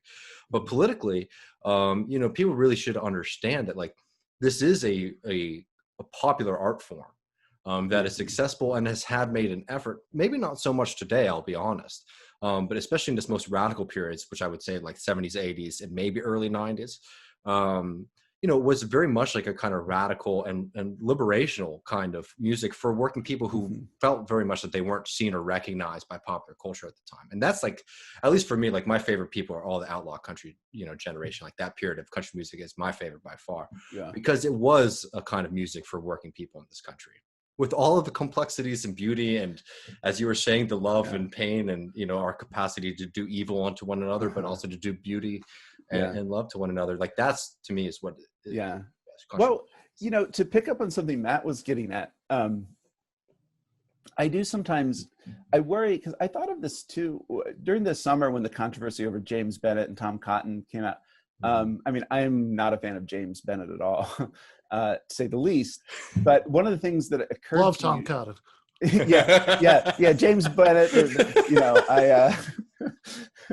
Yeah, exactly. That is funny. But it did make me think, because I'm a writer, but I'm an editor. But whether it's essays, articles, music, movies, whatever, you do. And to get at this question of complexity, I do feel like we're living in times in which taking risks, make an argument that's difficult and complex, and that you yourself might have hesitations about, or to produce a piece of art that could be misunderstood. I feel like the culture is mitigating against that in some ways. And I don't have a grand point I'm trying to make, but I just sometimes think about, the example of Bitter Tears, the Johnny Cash album. If that was released today, he would be canceled tomorrow. For sure. For putting a foot wrong. He did put a foot wrong, but it's one of those situations where how do we deal with risks? Because as an editor, I like to publish things where writers are pushing themselves and pushing readers. And sometimes that will mean you make mistakes or put a foot wrong. And I don't have a well-developed grand theory I'm putting out here, but I do wish, again, to push on the complexity point, I just wish maybe as a society and a culture, we rewarded good faith risk and people putting themselves out there, making challenging arguments. And it's hard to draw the line between a good faith risk that again falls flat or makes a mistake versus obviously there are cases where you can try to be provocative in ways that are not good faith, and where you are just trying to push people's buttons and say something that purposely elicits a certain kind of reaction. And that's not what I'm talking about. But what I mentioned, forgiveness and those kinds of themes, I just wish we could argue more honestly and straightforwardly, even if that means saying things that are complex and that we ourselves aren't certain about, or questions we have, and have that be received as me saying, I'm struggling to think through this. Will you think through it with me? And have that be more of the attitude than kind of, looking for, again, the place where someone puts a foot wrong and then, okay, we don't have to worry about that anymore. Well, if I might jump in, like, you look at the state of like modern country music, and I'm actually not interested in like talking about how bad like the pop stuff coming out from Nashville. It's like it sucks, and it's weird to have like R&B rhythms going on in the backtrack of a country thing, and you just have like a banjo like track on loop going on in the background. That stuff sucks. I'm talking about like there's a really great YouTube channel which I highly suggest called Gemstones on VHS, which has a lot of these kind of like alternative or smaller country bands that put out these really great music videos, and they usually start with an interview. And a lot of those are really great, and they cut to the teeth, and they deal with a lot of the serious issues that we're talking about, today. Mm-hmm. But on the other side, from what you were talking about, Matthew, I think I've also been suggested, and I won't call anybody out by name, but I get suggested a lot from people who know, because like my bio on Twitter says honky tonk socialist. So I get people who suggest to me these country music artists, and a constant theme that I get are these people who do country music and basically they just say all the right things, right? Basically it's like a song, but it's just like, I'm just going to list out all the progressive positions on politics and, do that for 3 minutes. And I hate to say this, but it's horrible. Because it's not music, right? You're not doing anything artistically with it. You're just sort of stating something that you think you're going to get, a clap from the audience from. It's like the musical equivalent of that style of comedy that seems to be designed to elicit not laughter but clapter. That's like, oh, that's so right. No, it's like, but it's really bad with country music because people are like, oh, I'm doing this form which people consider to be reactionary, and I'm just going to talk about progressive values for 3 minutes. Like, that's not good art, right?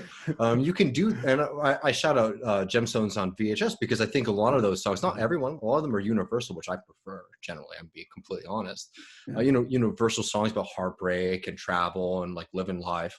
But they are radical. It's definitely more in the tradition of like the Willie Nelsons and the Blaze Foleys and the Townes Van Zants than, the Charlie Daniels, right? Like that's the division. But it's just like, I think that, sorry, there's two Matthews here. So what our friend Matthew McManus was saying, like, that's a good question, right? It's like, how can we get, music that is, challenging people and doing the kind of politics work that we want without falling into this trap, which is just, I'm sorry, it's exhausting to me. We're just like, you're just going to appropriate the forms of country music, have a banjo in the background, and then just like shout out the same kind of maxims. Yeah, three chords in the conventional wisdom. Yeah, exactly. Like, that's not good music, right? But telling stories is good music, and you'll learn a hell of a lot more from telling your own story, or telling the real stories of working class people in this country. Because that is going to reflect a lot more of the progressive values than any kind of like grand sermon's going to do. Yeah. Pick up on that. Sorry, Matt, go. No, I just to a point that Matt made earlier on about Kierkegaard. I watched a video essay recently that actually made a really good point in the same respect when they're talking about Christian movies and kind of Christian cinema, right? Because Christian cinema is a big deal, and so it's always associated with the political right. And I've watched quite a few of them, right? Like those God's Not Dead movies.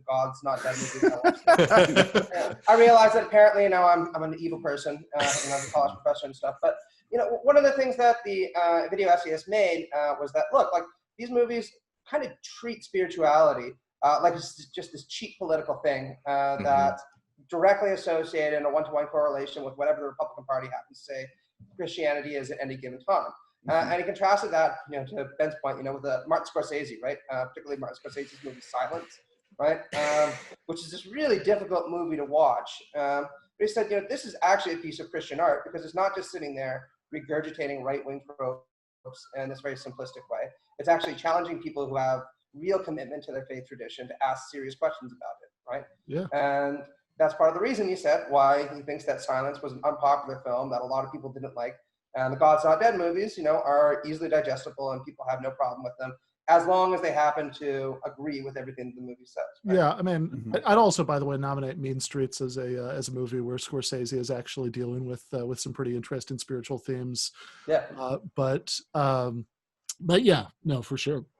By the way, as somebody who, comes out of being a philosophy professor, I love God. I love God's Not Dead because Right. the beginning, the wicked atheist philosophy professor announces he's not going to waste any time on arguing about the existence of God. He just wants everybody to write down the sentence "God's not dead," because if there's one thing that you know about academic philosophers, they fucking hate arguments. It's like they want you to spend as little time as possible. Well, look, and But I was just thinking, like, if you're at a university, who the fuck is going to let you sit there and argue with your student for 3 fucking classes, right? It's like, I've decided that we're just going to cancel the rest of the semester while I argue with this shithead kid who dared. Yeah, well, that would definitely show up in your student evaluations, and that would be a problem later. But I am glad that at the end there, I got back to the sort of larger themes about what some of this music says about human experience. And I want to I just want to close out by quoting my favorite line from Other Matt's essay, which after quoting the line that he quoted earlier, if it ain't sad, it probably isn't true, says, the good times take care of themselves, demanding not answers or explanation, but simple enjoyment. It is when we suffer that we look to art, perhaps especially music, to articulate the pain that we can't speak about directly. Country music isn't always sad, but its best songs are. Maybe that's why my friends on the left and I also receive sustenance from country. Beyond any politics, it's a certain view of the world that what you take to be fundamentally at work at this vale of tears. Country music can remind us that there's a dark and troubled side of life. Not just that the world we've built leaves so many exploited and struggling, but that this can never be divorced from our own weakness and frailty, our cheating hearts, which no amount of progress can do away with. There's a different way of thinking about what we all share, a recognition that we're united by how easily we can ruin our lives, or having our lives ruined, and how quickly everything we love can be lost. The only sustaining response to this is something like mercy. It's a political expression, might be called solidarity, and I certainly can't improve on that. So I think that's a good note to end on. Thank you so much, Mats and David, for coming on. Yeah. No, thank you. I had a lot of fun, and I was really, I didn't mention this earlier because I didn't want anyone to tear up, but I did meet Michael Brooks 1 or 2 times through my friend Luke Mayville. Oh wow! Luke Mayville was my professor at university. Sorry not to cut you off. Really? Well, no, and Luke won't mind me saying this. When I was received into the Catholic Church as an adult, I grew up fundamentalist Baptist. Obviously, I'm not that anymore. But Luke was my sponsor. And so Luke's a good friend of mine. He recently has written about the Reclaim Idaho project for Commonweal, which is a great article. But so I met Michael through him. And so when I saw this podcast start kind of in the spirit of Michael, that's one reason I wanted to come on, because I admired him. And, I think some of what we talked about captures some of the themes, hard on systems, not people. So it really is a line that has always stayed with me. So that's one reason I want to come on, and why I wish all of you well, and really was grateful for the invitation. Thank you so much, Matt. Yeah. Thank you all. Thanks, guys. All right. I'm really, really glad that we were able to do that. I thought that was really good. Just as a reminder, if you subscribe to the Patreon for the monthly cost of a milkshake at the 50s Nostalgia Dining Room Pulp Fiction, you can get early access to all of these episodes. You can be in the virtual studio audience for that.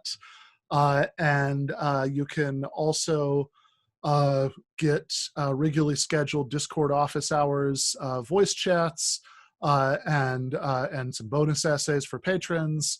We're probably going to see about creating some Spotify playlists for patrons for some of the music that we talk about on the show. And most importantly, of course, it's not a subscription service. It's a gesture of solidarity, and it helps get all the people who do work in the background to make the show work get paid a living wage. So please do that. Coming up next week, have Dan Sherrill, hope I'm pronouncing that right, who's the National Campaign Director for Vote Trump Out, which is an organization of ex-Bernie staffers that are dedicated to the proposition that while Biden is certainly our enemy, we get to choose our enemy, and we should make a smart tactical choice in swing states about what that is, which enemy we'd rather fight for the next 4 years, about what, while at the same time organizing against against the Biden administration, which is going to be hideously neoliberal in ways that we talked about on the show. After that, going to get David Feldman, who some of you know from his appearances on the Michael Brooks Show and the Majority Report as an old lefty from way back, who is going to be giving us, very seriously, I'm sure, a different perspective on the election. And then going to have Samuel Moyn, who was talked about extensively earlier in this episode. That's going to be a lot of fun. And the week after that, have Greg Belvedere, who's going to be talking about worker cooperatives, and then a panel on the election featuring Katie Halper, Luke Savage, and Matt Leck. And in between those two things, going to do a Halloween bonus episode with Freddie DeBoer, who is going to be talking about a essay that he wrote about the Nightmare on Elm Street movies. So Freddie on Freddie, look forward to that. And then the week after the election, returning champ Matt Cushbaum-Chrisman is going to be coming back to break down whatever the hell will have happened by then. So I hope you join us for all those upcoming episodes. I'm really excited about those. I'm really happy about how quickly the show has been growing, all the support and love that it's been getting. I'm excited, right? Like I said, we live in we live in grim times, and sometimes I'll make these jokes about pessimism of the intellect, optimism of the whiskey, but I really think that we're building something here that's good. So thank you all for supporting it. I will see you next week. Left is best.